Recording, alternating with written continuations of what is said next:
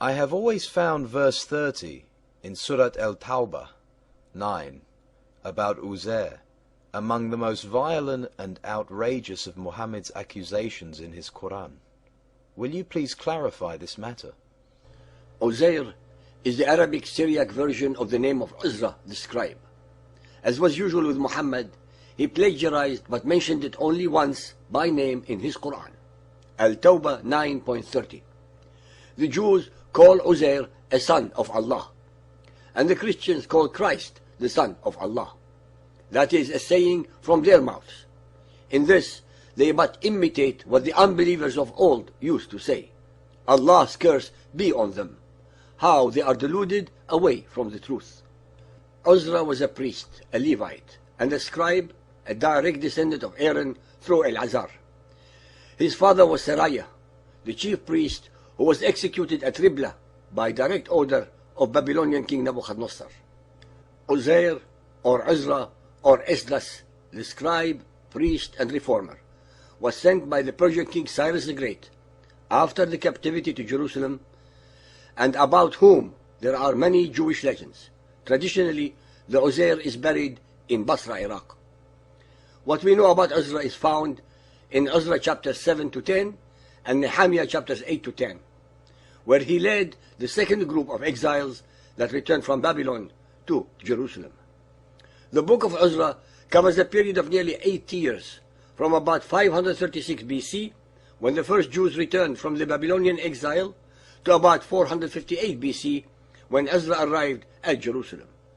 It marks the transition time from the fall of the Babylonians, who conquered Jerusalem, destroyed the first temple, and took the Jews, including the prophet Daniel, away into exile, to the rise of the Persians, who in turn conquered the Babylonian Empire and allowed the Jews to return and rebuild their homeland.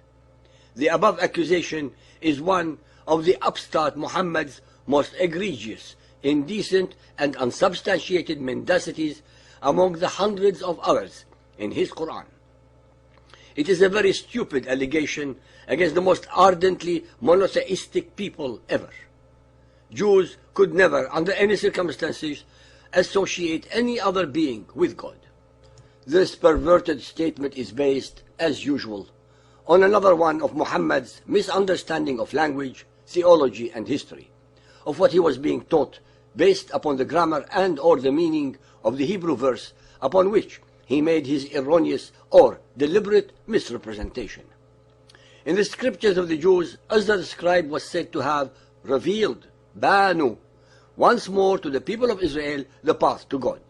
Muhammad, as was his wont, totally misunderstood the context of the word and thought that it meant Ibnu, son of.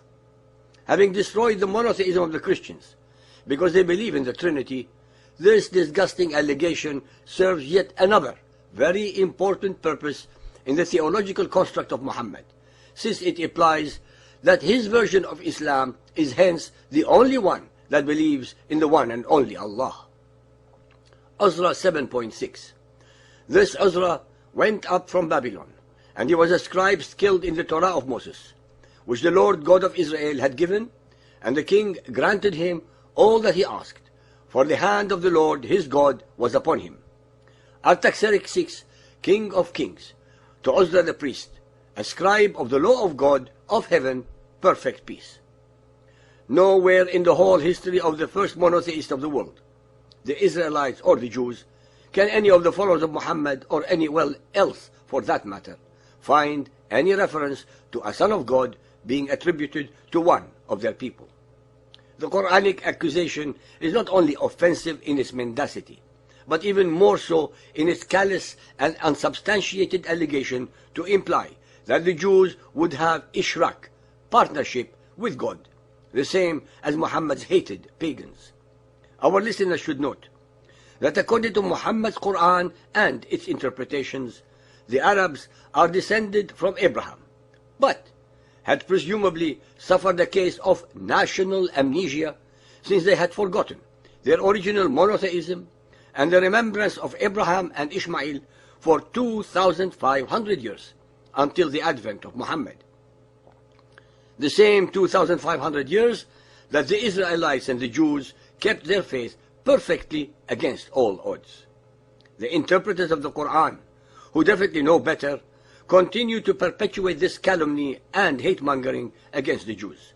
This they do in spite of the fact that they realize full well, based upon the New Testament, that Jesus was crucified, allegedly at the instigation of the Jews, for presumably declaring himself the Son of God, a partner with the Almighty, exactly what Muhammad is accusing the Jews of regarding Uzair. Al-Baydawi says that during the Babylonian captivity, the Torah, the law, was lost, and that as there was no one who remembered the law when the Jews returned from captivity, Allah raised Uzra from the dead, although he had been buried 100 years. And that when the Jews saw him thus raised from the dead, they said, he must be the son of Allah. This story is supposed to have been revealed in the Quran, Al-Baqarah 2.259. Or take the similitude of one who passed by a hamlet all in ruins to its roofs. He said, oh, how shall Allah bring it ever to life after this its death? But Allah caused him to die for 100 years, then raised him up again. He said, how long didst thou tarry thus? He said, perhaps a day, or part of a day. He said, nay, thou hast tarried thus 100 years, but look at thy food and thy drink. They show no signs of age. The translator of this Quran, Abdullah Yusuf Ali, tries to explain as follows. Number 304. This incident is referred variously, 1. to Ezekiel's vision of dry bones, 2. Nehemiah's visit to Jerusalem in ruins after the captivity and to its rebuilding, and 3. to Uzair or Uzra or Esdras the scribe, priest and reformer, who was sent by the Persian king after the captivity to Jerusalem, and about whom there are many Jewish legends. As to 1, there are only 4 words in this verse about bones. As to 2 and 3, there is nothing specific to connect this verse with either.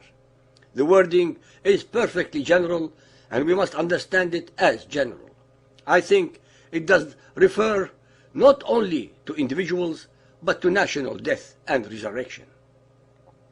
Not a single word in either of the Quranic verses is in accord with the biblical record.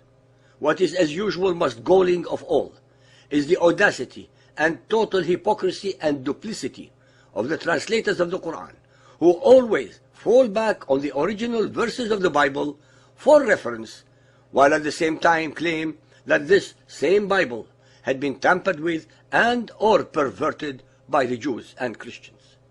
The Quran is replete with erroneous, fabricated, plagiarized, contorted, and perverted stories, names and events that are not based on facts or substantiation in recorded history or theology, but uses its accusations as if they were of divine origin, when in reality they are as divine as pig meat is halal or kosher. All the anomalies, contradictions, mendacities, and errors in the Quran can very easily be explained and understood the moment the reader, after studying the subject, realizes that the Quran is actually Muhammad's own alter ego, but cleverly projected into the mouth of the unsuspecting Allah, the pagan rock god of the Kaaba, the black stone. There is not a single letter, let alone a word, a verse, ayah, or a chapter, surah, in the Quran that could have ever been revealed by any omniscient, compassionate, and or merciful divinity.